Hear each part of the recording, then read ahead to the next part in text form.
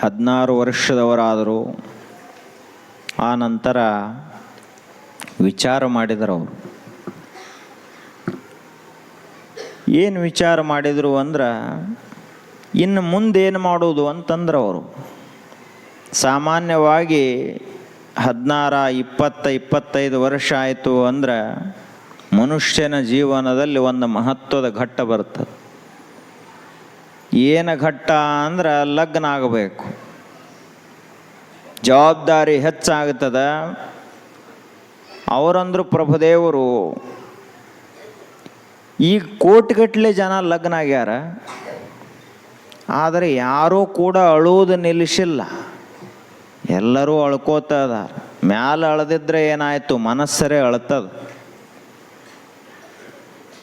ಮ್ಯಾಲ ಬಹಳ ನಕ್ರ ಏನಾಯಿತು, ಮನಸ್ಸ ಕುದಿತಾದ.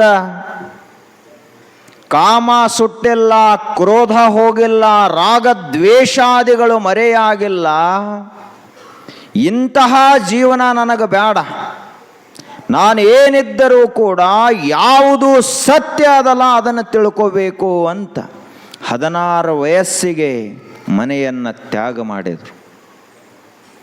ತಿರುಗಿ ಹೊಳ್ಳಿ ಮನೆ ಕಡೆ ಸಹಿತ ಹೊಳ್ಳಿ ನೋಡಲಿಲ್ಲ. ಕೊರಳಲ್ಲಿ ಒಂದು ಮದ್ದಳೆಯನ್ನು ಹಾಕ್ಕೊಂಡ್ರು ಬಾರಿಸುವ ಸಲುವಾಗಿ. ಇಷ್ಟ ಹಾಕ್ಕೊಂಡು ಊರೂರು ಸಂಚಾರ ಮಾಡ್ತಾ ಹೊರಟು ಒಂದು ದಿನ